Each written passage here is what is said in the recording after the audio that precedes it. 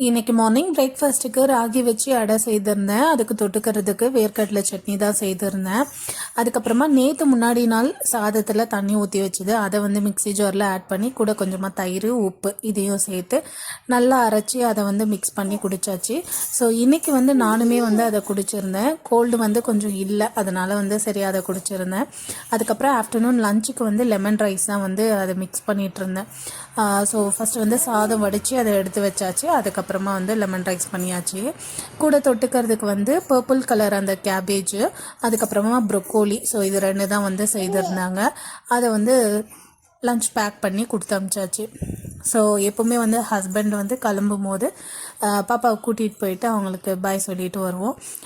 அப்புறம் அவங்க கிளம்புனதுக்கப்புறமா நாங்கள் பிரேக்ஃபாஸ்ட் சாப்பிட்டுட்டு நாளைக்கு அமாவாசை கும்பிட்றதுக்காக எல்லா வேலையும் செய்கிறதுக்கு ஸ்டார்ட் பண்ணிட்டோம். ஸோ வீடு க்ளீனிங், அதுக்கப்புறமா பூஜை ஜாமான்லாம் க்ளீன் பண்ணுறது, அவ்வளோதான். இந்த வீடியோ பிடிச்சிருந்தா லைக் பண்ணிக்கோங்க, சப்ஸ்கிரைப் பண்ணிக்கோங்க. பாய்.